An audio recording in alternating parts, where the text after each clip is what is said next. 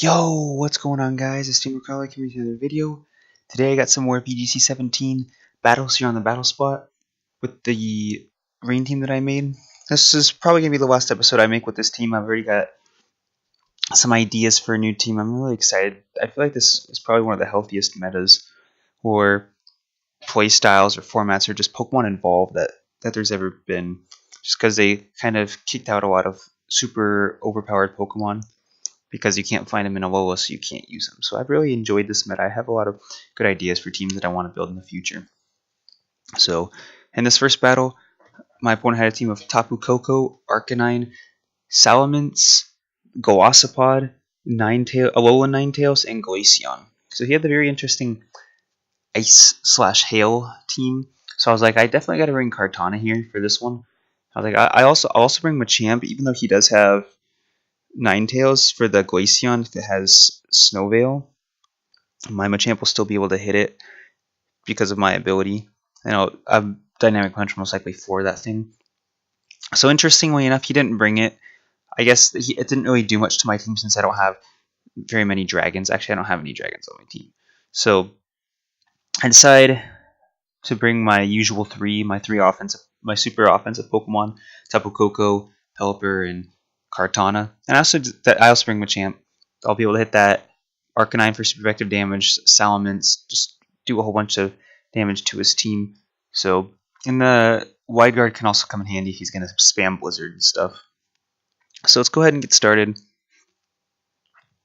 against Kate.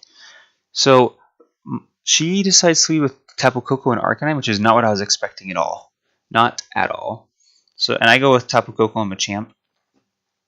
So I was expecting the Hail lead more than anything. I was like, there was no reason for him not to bring it. I mean, I did have, just because he'd win the Weather War, but he does get the Intimidate, which is going to be really good for him against my Machamp. But we do see my Tapu Koko is faster than his. So straight off the bat, I Protect here. I was thinking about going for a Wide Guard, but I was like, I don't know what to expect from him more than anything. So he actually protects his Tapu Koko as well. And he goes straight up for the Z move. And I was like, oh, what's this going to be? And I was like, wait, that's not like the Fire Z move. So we're going to see an all-out pummeling here, which is going to be the Fighting Z move. So like, okay, well, he's definitely got to have close combat then to be able to... Well, he doesn't have to. It's most likely going to be close combat to get the maximum damage off that. And I was like, well, he's not going to get too much damage off. Machamp is pretty bulky, and it's not even stab form. So you're going to see it. It's going to do 120 damage, but I'm going to eat up the Citrus Berry. And that's actually going to bring me up above 120. So even if he could do it again, it wouldn't even be able to knock me out, depending on the roll, I guess, at the same time. I go for a Stone Edge. I was like, ooh, did I get the crit? No crit. So actually, if I didn't get Intimidated, that might have had a chance to pick up the knockout. So here I go for Wide Guard. I'm predicting something like a Dazzling Gleam. And I do go for Thunder, and I get the Avoid. That's kind of the thing. When I built this team, I was never expecting it to use Tapu Koko outside of the rain. So I can't complain. It's just part of it. If I'm going to use a low accuracy move like that. And he goes for the Wild Charge. And he's going to take tons of recoil and Life Orb. And we see the Arcanine also has Wild Charge. So physical Tapu Koko, not very interesting. Just less common. I mean, his attack stat is higher than his special attack stat, so there's no surprise. So I bring in Pelipper here because I do have Kartana in the back. And I'm like, I got to keep Kartana just in case he has Ninetales and Glaceon in the back.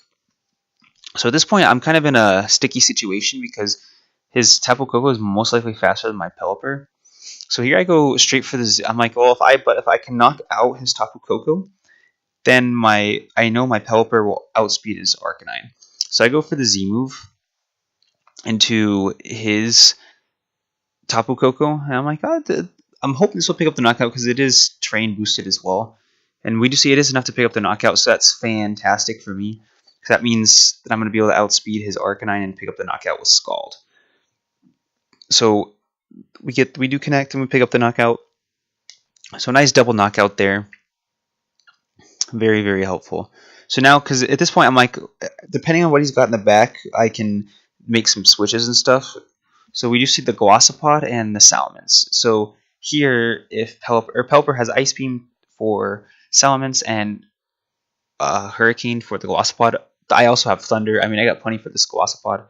And I also, so here I switch out into Kartana. I'm like, I don't really need Kartana anymore since he doesn't have either of his Hail Pokemon. And I go for Protect. I'm thinking he'll probably, or I just don't want to take any damage. If he takes out Kartana here, it's just a free switch for me. It's perfect. I can ask for anything better. And we just see the Aqua Jet and also the Dragon Dance. I'm like, okay. At the same time, there's not much this Salamence can do. I mean, if it's got, especially against my Tapu Koko. So Glossopod goes for the Aqua Jet. It's going to do about 50%. And I go for Thunder.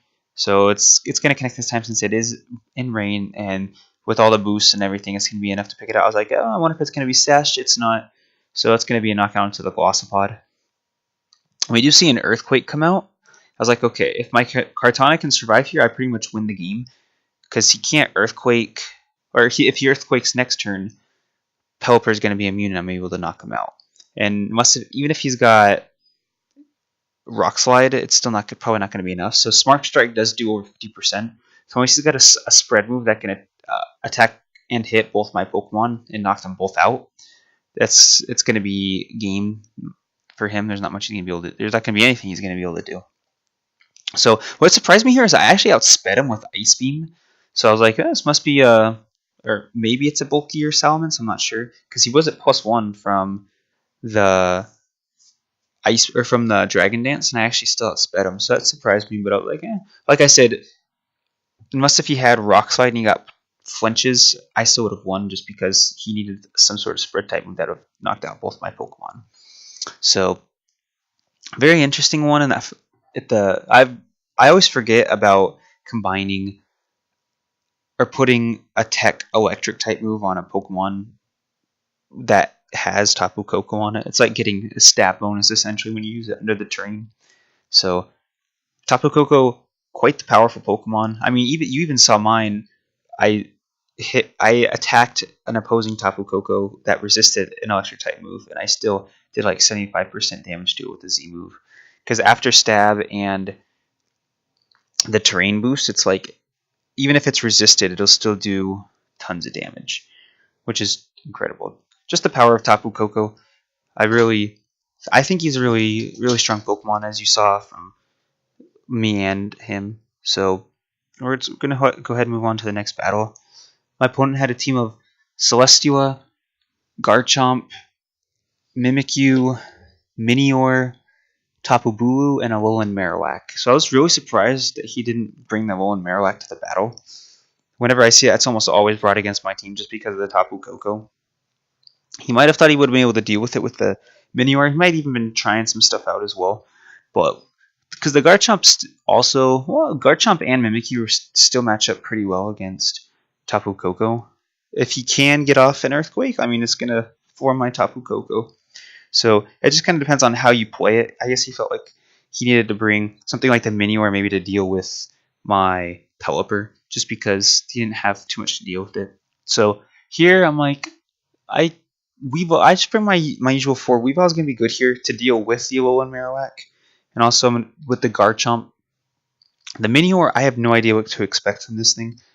I think I've played against it in singles. I don't know what it gets. I don't know. I know its ability is like something weird where it changes forms, I think. But we're going to go ahead and get started.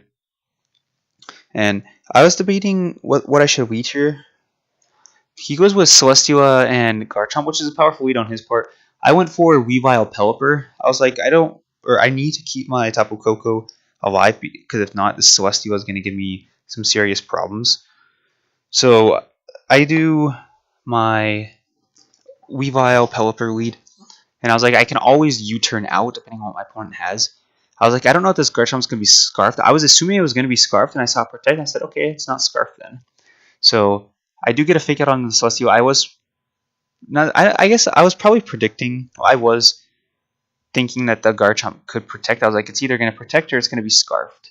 And it's probably going to have Rock Slide, which can hit both my Pokemon for super effective damage. But I don't need the Celestial getting off a Leech Seed or anything. So here I go for Taunt, so it can't Leech Seed or set up the substitute. And I go for the Ice Beam into the Garchomp. And so I do outspeed, obviously because he's not Scarfed. And I bring him down there with Focus Sash. I was like, okay, it's good information to have. And he does go for the Rock Slide. Fortunately for me, I already went, so there's no flinches. And we are going to see the Celestia did try and go for Leech Seed. So at this point, I'm trying to decide whether the Celestia is going to switch out or if it's going to stay in. We do see a Protect from Garchomp. And I went for Pursuit. I was thinking one of them could switch out. And I did. So I went for the safer play. He does get a Heavy Slam off. At this point, with how low Garchomp is, Weavile isn't too important. I do need to keep my Pelipper around because he could have that Alolan Marowak in the back. And his Beast Boost here is important. I do see that he's more like a especially defensive one than he is an offensive one. So him getting that Beast Boost was good information for me. It's not good since Tapu Koko is a special attacker, but it's good information to have. So I bring in Tapu Koko here because I got some mind games that I can be playing here. This whole time I'm like, okay, well I definitely can't go for an Electric type move because he's got the Alolan Marowak in the back. But it actually brings in Mimikyu instead, which definitely wasn't expected. That's why I went for the Dazzling Gleam here. I'm like, I'll just get some chip damage on both of them. This Celestia is not going to be able to one-shot me or anything. So, and I end up breaking Mimikyu's Disguise. And with Pelipper, I also went for an Ice Beam into the Garchomp or into the Celestia slot just to get damage. I was like, I'm not going to do anything against the Alolan Marowak, so I'll just go for the Celestia. And he doesn't protect. Like he can't protect. Excuse me. He didn't bring in the Marowak, and he just goes straight for the Heavy Slam. So his taunt's going to wear off here. I have the option to taunt with my Tapu Koko, but at this point, Pelipper's not doing anything, so I switch it out into Kartana.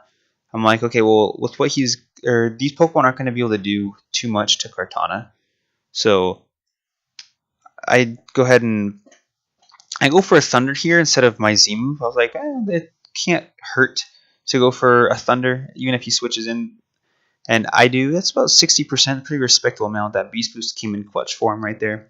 And I do. He gets paralyzed. He gets fully paralyzed. So pretty fortunate on my part. I'm not going to complain about this series of events.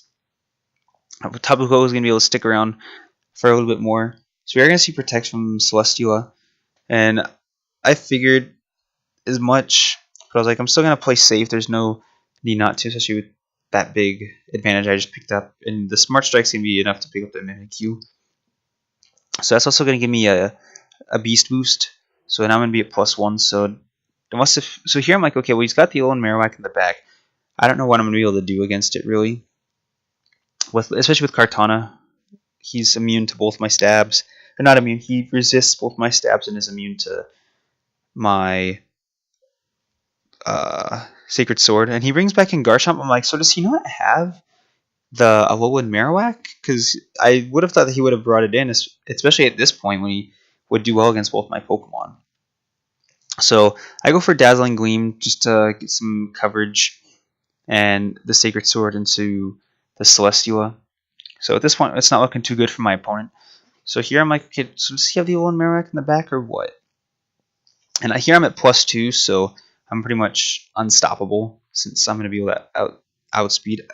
I don't know if Garchomp's faster or Kartana's faster, but we do see the Minior. I'm like, oh, he's got the Minior in the back.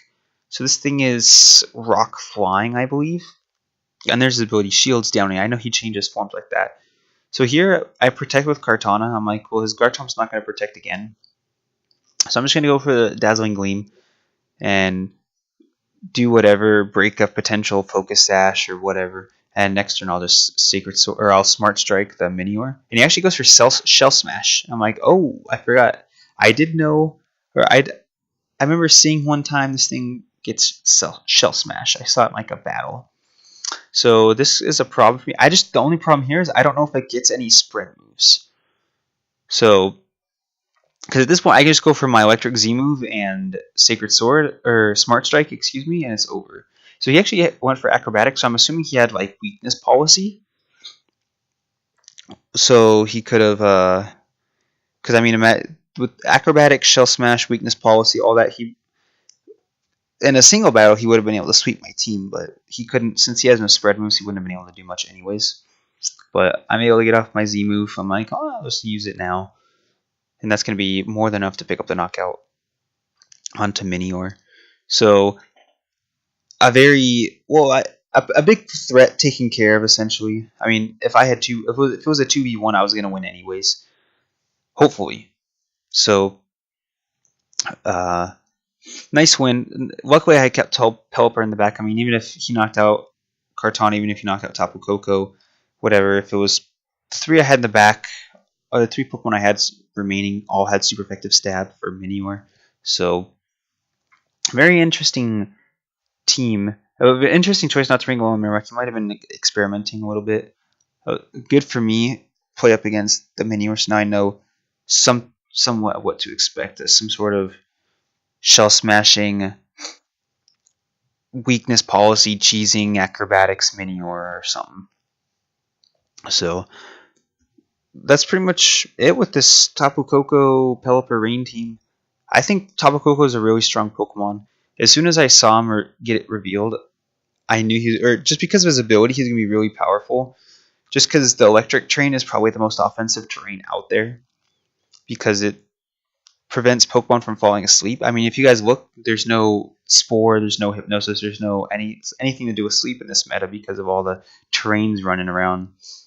So I knew it was going to be powerful because your Pokemon wouldn't be able to be put to sleep. Plus, the electric type moves are increased, and you give it to an electric type Pokemon, and he gets like a second stab. So I knew he was, or I didn't know. I thought I wasn't 100% sure, but I was always so caught on him being such a strong Pokemon, and he is. So, I mean, even if you don't run him with Rain, he's still a strong Pokemon. So, in my next team, I'm definitely going to have to think of something or a few things to counter Tapu Koko. Alolan Marowak is a good counter to him. So, we'll have to see. But I love Tapu Koko. My next team will not have Tapu Koko. Well, it most likely will not. It depends on how things go. But down the road, I'd definitely like to make another Tapu Koko team. And keep an eye out for him. He's definitely going to be a big threat, a big Pokemon during this VGC 17 format. So that's pretty much it. If you guys get any thoughts on Tapu Koko, go ahead and let me know as well. Or if you had any suggestions or ideas for a new team, also let me know. And if you want to battle me also, go ahead and let me know, whether it's singles, doubles, VGC, whatever. Go ahead and let me know. That's it for this video. Hope you guys enjoyed, and I'll see you guys next time.